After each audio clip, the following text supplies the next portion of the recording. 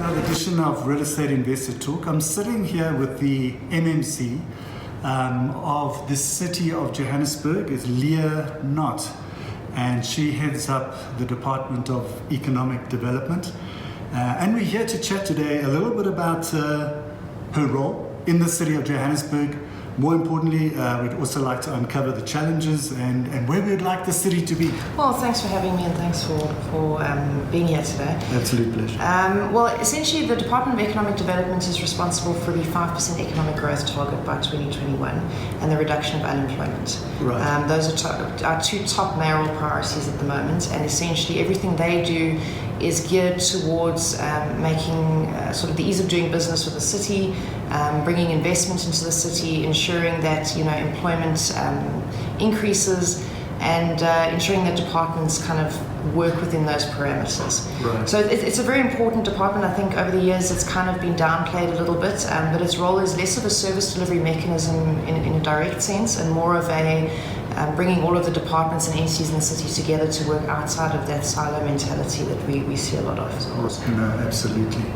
So can you maybe share some of the sectors where the unemployment growth has been, and maybe in the future, where do you see the future, where are the opportunities in terms of growing employment in the city?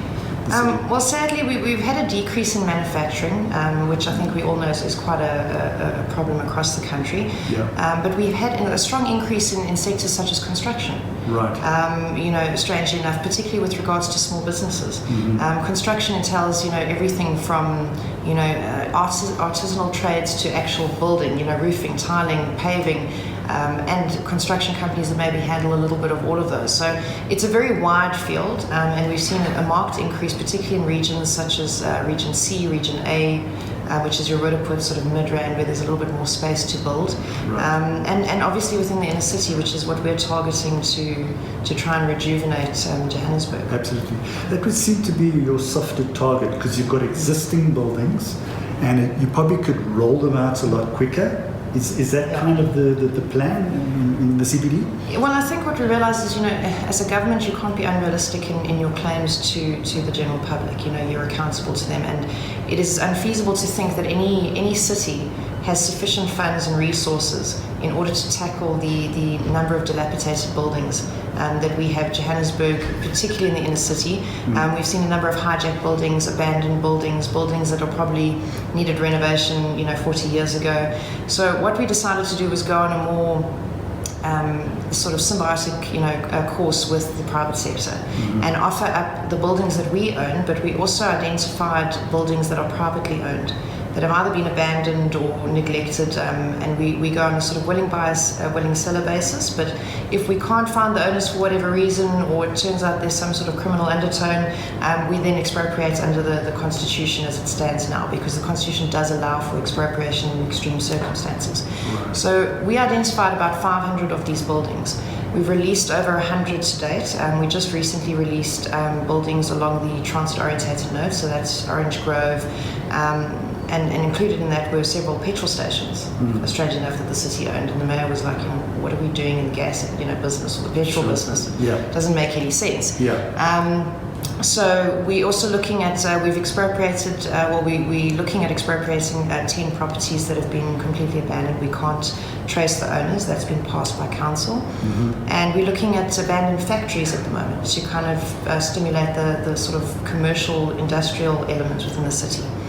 And I think it was sort of criticized in the beginning. I think the initial launch that we had saw a lot of people being eliminated due to compliance issues, silly things sometimes, such as not submitting your tax documents. Yeah. And the second way around went a lot better once people had the idea of what we were doing. We've awarded to quite a few companies, and they range from sort of female-owned to companies that have done, old mutual buildings, for example, or the number of the shopping complexes such as Southgate Mall, and then they utilize small SMMEs and train them up in that industry. and hopefully we'll be breaking ground very, very soon. The city supplies the land for temporary emergency accommodation when the buildings are invaded, and the developer then builds, or rejuvenates that particular property and then builds temporary emergency accommodation on the land we provide. So tell us just a little bit about the previous buildings. You mentioned the word expropriation. It used to be a very dirty word. Expropriation without compensation. And I would assume that a lot of those owners own the big buildings here in the CBD, and they're kind of just, as you mentioned, abandoned. I mean, what actually really happened? That they're not actually on the deeds register. Well, essentially, what we find more often than not is people have either left the country, or yes, their building became hijacked or invaded, and they just kind of eventually gave up because it was just too much effort and too much work and too much money to try and rectify the situation. In a lot of cases, they are quite willing to discuss the options with us. We've actually had a number of real estate agents come to us since we launched this and said, our clients have properties, we want to talk to you about handing them over to the city to use in your inner city property release. Because they don't have the resources, whereas government has got public safety, we've got links to involve SAPs, and Home Affairs, although they're on different government levels, we've got social development, we have those resources that can assist with the bigger problem. And essentially, I think a lot of people are supporting of it. The expropriation, I think it has been a hot topic for quite some time. But what a lot of people fail to understand is the Constitution allows for it. In extreme circumstances where you have a building or a property that is a danger to the residents surrounding it, or it poses a threat in some way, the state is allowed to expropriate. But they have to go through the sort of process of the willing buyer, willing seller basis, negotiating or discussing with the current property owners. The expropriation is the last step. So if nothing else works, and it's really in the public interest, you are allowed to expropriate. So, and it has been done by municipalities over the last 20 odd years. So it's something which is actually out in the open, which has been done already. No, precisely. That's what makes the whole argument. It's not this big fear that everybody's concerned that somebody's going to take away my property. No, precisely. So, we support, in saying 5% economic growth, it entails property ownership. You only have economic, wealth if you look at it, if you are able to have assets. Absolutely. And the goal is for people to go from small SMMEs to larger companies, to employing people, to owning their own properties that they can then, take out loans on, or whatever the case may be. They use it as an asset in their business or their personal life. So you can't do that through state ownership of land if you think about it. So really, what we want to promote is self-upliftment of individuals. Okay, so let's look at the big sort of development conundrum. You've got a background, obviously, in property development planning, so you understand, how it works. And I think, the real estate industry, and talking about construction, which you alluded to earlier on, they're in a bit of a tough place. And recently from, a lot of the feedback I've been getting from developers is the red tape, the approval process and all that. Are you holding hands with them? You need to attract investment. So how are you addressing that?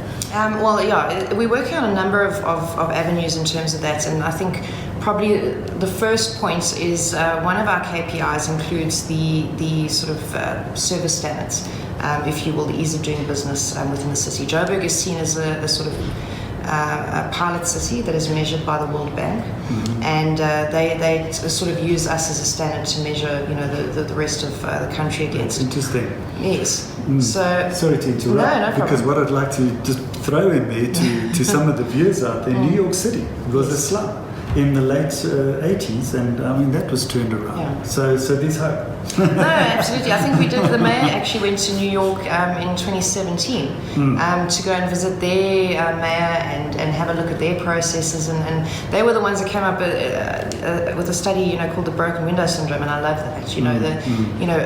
Sort of a proliferation of illegal advertising, and et cetera, leads to crime. And their sort of psychology behind that is very interesting.